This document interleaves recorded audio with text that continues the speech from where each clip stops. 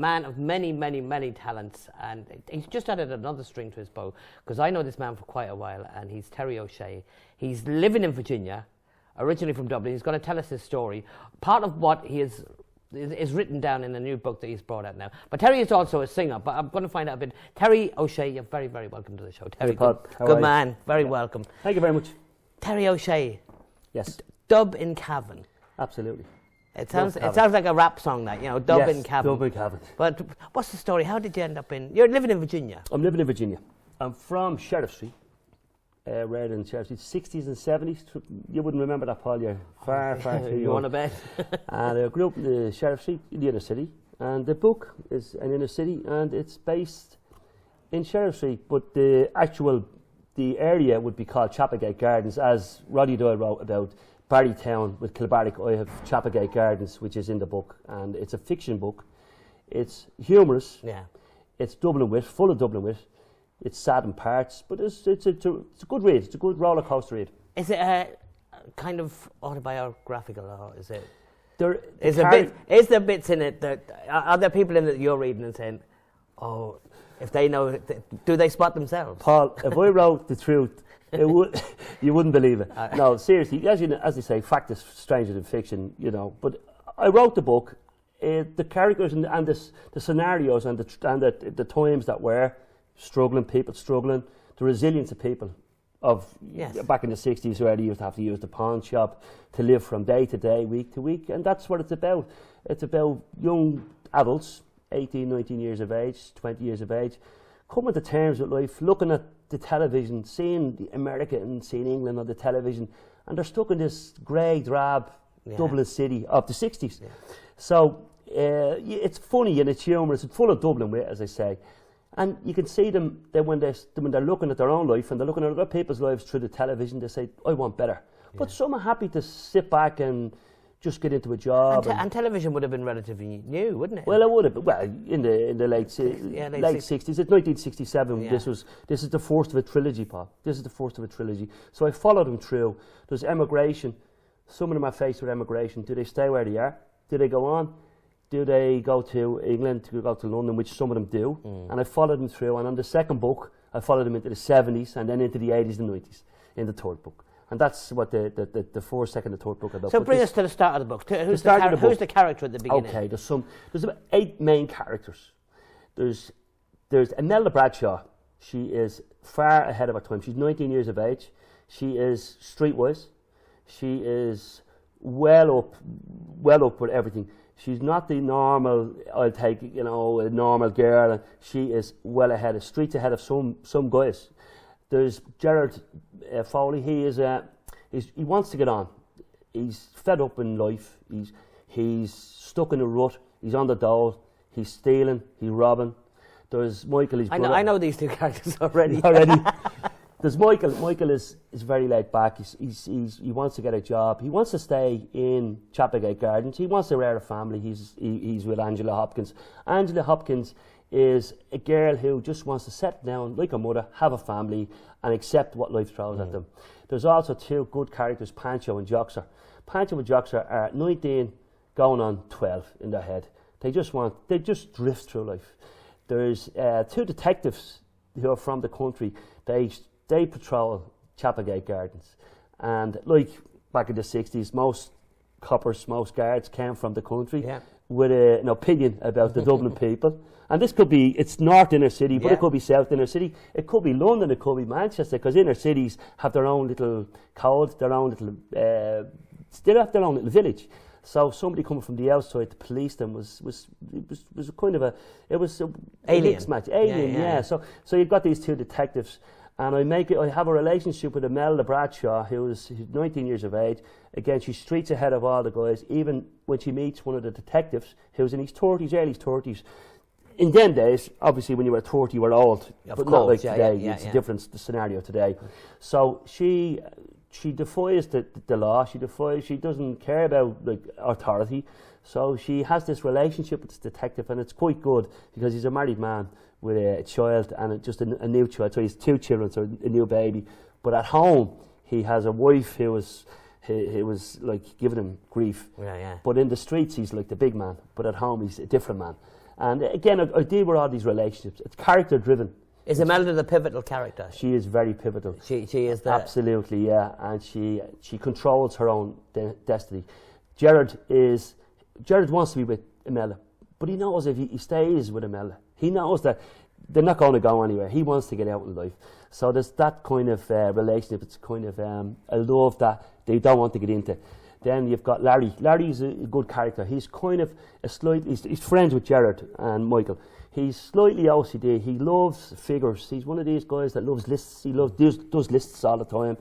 And he goes into work with his father. His father's an old-fashioned window cleaner, goes around, and his father's more of a doff the cap, take the money, and the customer, as he was the customer, they're his employers as he sees them. But Larry comes and brings the business he brings it to, back into in modern day, and he wants to have a business.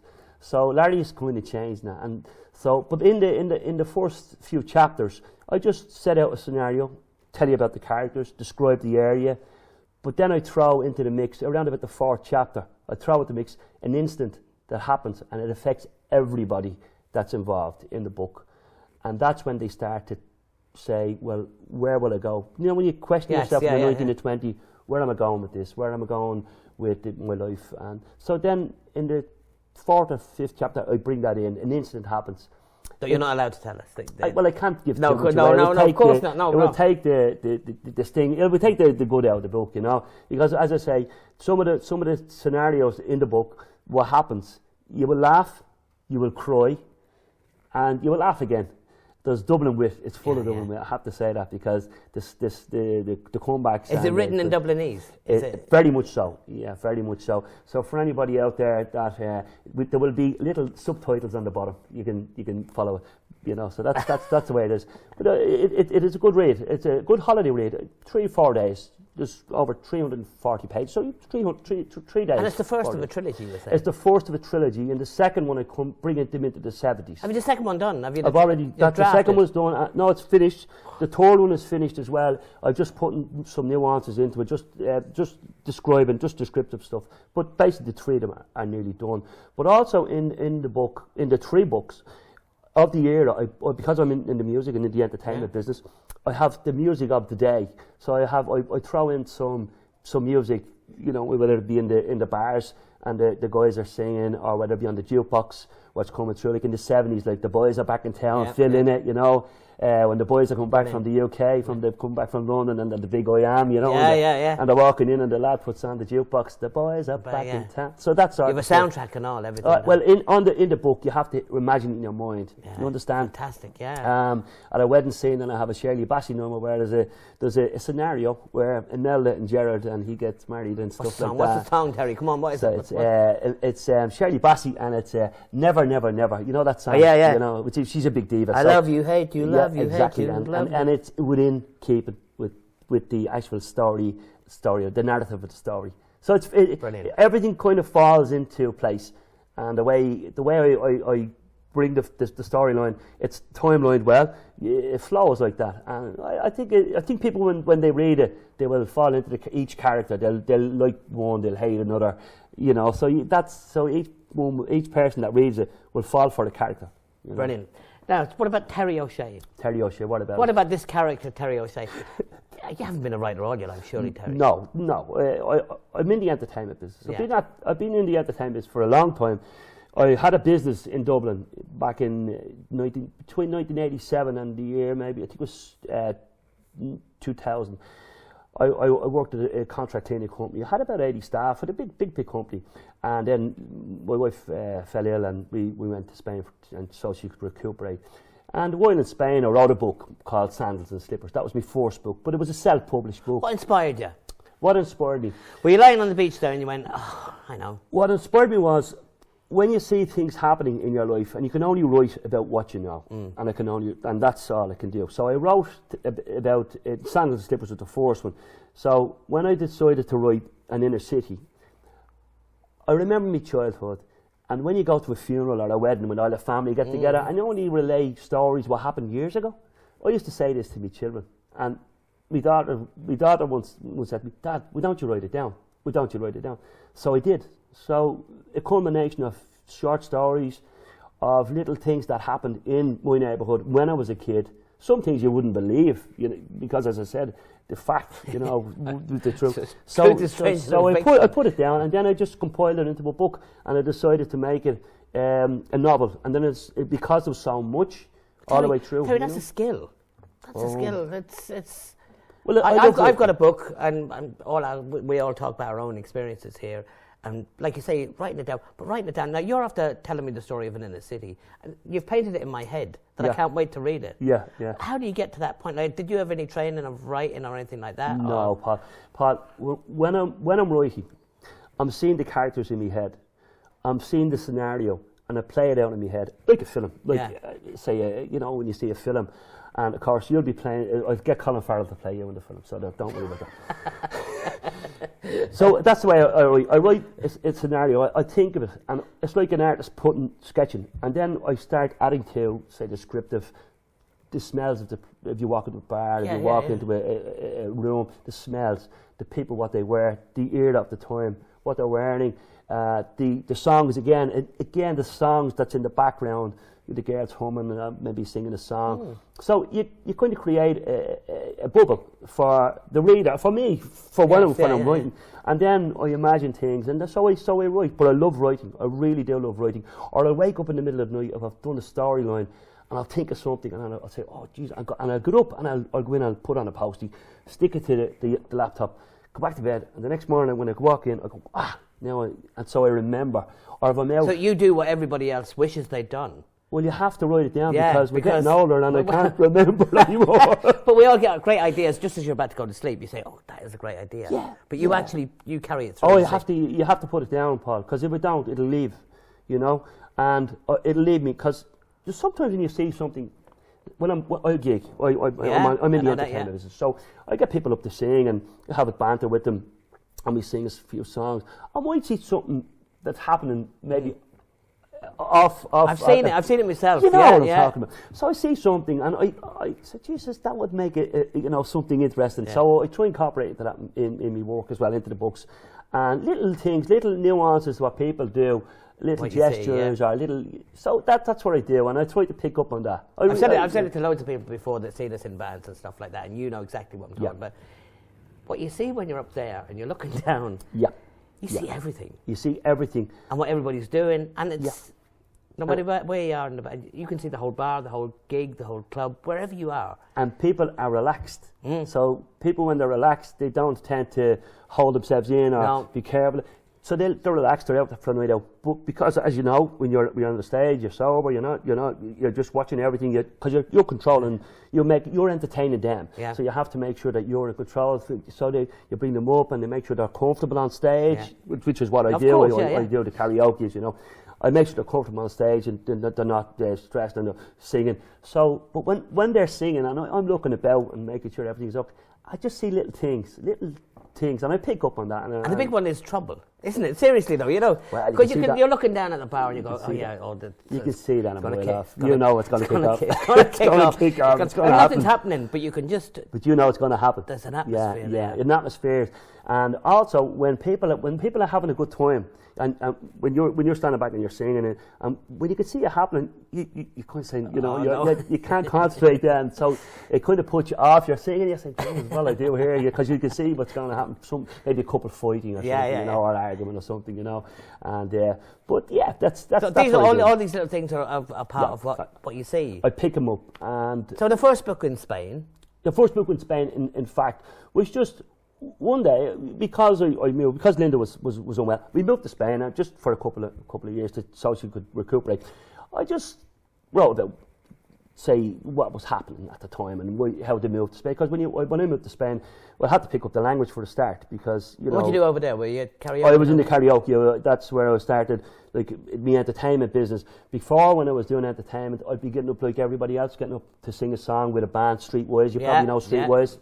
The lads in Streetwise, Tommy Carey and Billy Hughes, back in the day. And I'd get up and sing with them on a Sunday night down in maybe the Royal Oak, or maybe it could be in the Drake Inn in Finglas. I remember them gigs. The Kilkee Lodge, the lower deck in Dublin City. So you learn your trade. You learn. So it is because it is what was the one in Ranelagh? What was the one in Ranelagh? The Rathmines was the lower deck. And The what was Ranelagh was geez, I don't know. I'm not. Where was the Purdy the lower- Loft? That was another one. The Porty Loft. Wow, jeez. Was that the See, south I'm side? older than you think. Oh, jeez. Are you sure? Yeah. God. The Porty Loft. Dave's after Porty telling me Loft. that Colin Farrell won't be available to play. Are you They've sure? got Yeah. Tom Cruise Oh, instead. Tom Cruise instead. Well, then, okay. Well, that's which is okay. fair enough. But But then- anyway, you were saying about the karaoke. You did karaoke in Spain. I did karaoke in Spain, and I had a great time. It was a love of singing. I love singing, Yeah. and I love all genres of music. I really do love all genres of music. Like even now, I do George Ezra, Sam Smith, even back to Sinatra. I go to Matt Monro. So all through Monro, aye. Matt Monro, and I love listening to music. Northern Soul. Northern Soul is great. You know. Did you notice you said Sam Smith and George Ezra and Yeah. everything? And when you said Matt Monro, I went, "Oh yeah, that's it now." Now you're talking. That's all the like music is good. Yeah. No matter what it is. What it is. Universal. You might like one, you might like bluegrass, you Yeah. might like country, but good music is good music, and you can't deny it. But Can't Irish deny. music, country music. See, I love music, you know. And there's a lot of music in the book as well. That's and why in the I can't second- wait to read it. Yeah, and get- the songs I can kind of bring it back then, you know. But as I said, I loved when I was doing the music in Spain. I used to get people up. I had a one man he used to sing with a band called The Statesmen in the 60s, and they were on the same bill as the Beatles. And the stories he told me about Roy Orbison, about Matt Monro, about all these. So, and again, I pick up on these things, these little things, and the story he told me, I would incorporate them because part of the book is written in London, because two of the guys emigrated to London, and there's certain scenes in London that anybody who has emigrated, and they feel that when you emigrate first, Yeah. it's kind of you don't know where you are. There's these people are strange, even though they're only across the way. And back in the 60s, we were. It was miles away. It was a different era. yeah. I mean, when you go from Dublin and our upbringing down with the church and the police and everything. When you go to London, it's all colour. We come from black and white. We've into said colour. this. Yeah, we've said this before that nobody realises now that not so long ago, London was so far away that it was the boat and the train. Yeah. It wasn't the plane. Yep, it wasn't that far, but the way London was with the 60s, the swinging 60s, it was light years ahead. Of course, yeah. And if you watch the old TV shows from America, again, they were light years ahead. Like these fancy cars, like all these, everything is in colour. Yeah. Everything's in colour. Different world. Totally different world. So can you go and imagine, say, 17, 18, and 19-year-old guys looking at the television and saying, "I want that." Yeah. It's like kids now. Kids now, they want it, and they want it now. My You know? dad emigrated to England when he was a teenager too, and I Really? remember asking him, Yeah. what was it like when he got to London? He said, I hadn't a clue what was going on. Yeah. He'd come from Killishandra, which is a small town in Ireland. Yeah. and it was just mind-blowing. Yeah. Absolutely mind-blowing. So that was early 60s. Different as well, world. A you know. different world. But so you've incorporated all this into... Yeah, I try to incorporate it all. I think I've captured most of it, you know, because one of the guys that's in it, he's in his 50s. He is in the underworld. He's a Dublin underworld crime figure in London, and he is called Jimmy Burke. Now, Jimmy is Gerard's mentor, as in when he goes to London, Gerard thinks he's going over just to, help Jimmy. But Jimmy's like big time in the underworld in London, and he's earned that. He hasn't just come over. Jimmy's in his 50s, so he's earned his stripes. He's respected by the London underworld as well, from all the manners. Yes, And yeah, again, from Spain, I've met some people in Spain. As you know, Spain is a very diverse country Yeah. with a lot of diverse people from the UK. So I've met a lot of Irishmen and Englishmen that have been around in the 60s, that used to know the Craze and all these yeah, gangs. yeah. And I got some information off them, and I've incorporated it into the book. So Jimmy Burke is the mentor, and he's the godfather, and he looks after Gerard, and he looks after Jem. And Jem, when I can't give too much away in the book again, Of course, yeah. but they come back and then they go back over again, and then you've got Larry, who is his nephew. But something happens again to Larry. If I tell too don't much, tell us anymore. I'll only tell the reader It's up too to much, the and he people won't out buy the there. book. You have to buy the book. Brilliant. So, but again, Terry, I'm intrigued now. You did your first book, yeah. and you've done an Inner City. Right? Yep. The second one is called A Far Cry from Chapelgate. It follows them. It picks them up in 1973. They're only like. And the world is changing again. The world is changing. They've matured. They have matured, and you can see it in the way they speak, the way they carry themselves. their attitudes. The whole scenario changes. We're in colour now. This is black and white. We're in colour. Change the world. Yeah, their attitudes have changed, and obviously Ireland was changing as well. Yeah. And then the music is changing. You remember in the early '70s, like it was great, all the different types of music. Then we punk rock and everything coming in. So you've got again Tin Lizzy again, like Phil and Philo and so I've got Van Morrison. So I've got all this going on in the second book as well, and it follows them, and they're different. You can see where they're maturing, and that's where. I think the second book, once you read the first book, anybody who has read transcript of the manuscript that I've given them, because I had to give it to some people to see what do they feel about. They've always said to me, "What happens next?" At the end of the book, which is great for a writer, isn't it? That's what you want. Yeah. If I had to put the 2 books together, it would have been like this thick. So I had to separate in a trilogy. That's why it's a trilogy, you know. Right, getting it published. Yes. What's the secret there? Now that's another tough. Yeah. You just have to persevere. It's like a record deal, isn't it? Yeah. You demo, you send it out. Rejection. Never accept rejection. Oh, and I say this to anybody who has it, whether it's a project, whether it's a book, whether it's music.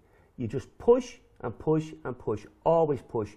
Make sure you believe in yourself. You have to go there. You say, if they're not happy with it, I'm going to go somewhere else. Just because they say it's not for us. Okay, it's not for you, but it's for someone.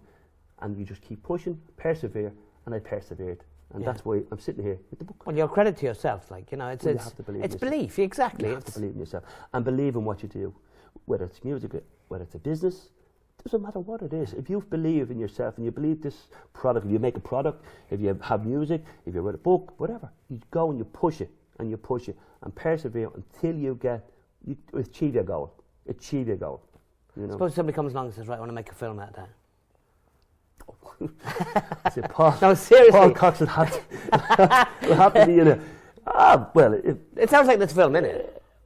Well, anybody that has read again the transcripts, I've given it to a girl called Sue Hopkins, Sue, and she's from the inner city, from the south inner city, and she read the 2 books, and she said to me, the first thing she said, Terry, this would make a good film because I could see the characters and you get to know the characters and you get to love them or hate them accordingly. And she said, Terry, you can see this is a film. So that for me, and 1 or 2 more people said that as well. My wife said it. My own wife said it. Yeah, biggest critic. Oh, absolutely. Your family's going to tell you the truth. Absolutely. Oh, yeah. My wife, she would not hold back. She says it as it is. She's from Sean McDermott Street. She says it as it is. Yeah. Straight up, you know. Well, Terry, the very best of luck. We're all blown away by this now. Yeah. I can't wait to read it. And well, can I give you this? Oh, but I'd be delighted. €10, please. Yeah. I'm a cabin man. Are you mad? Paul, thanks very much. I'm going to read this. There's the copy of the book. And in the city. Where's it available, Terry, now? Tell everybody there. It's available on Amazon.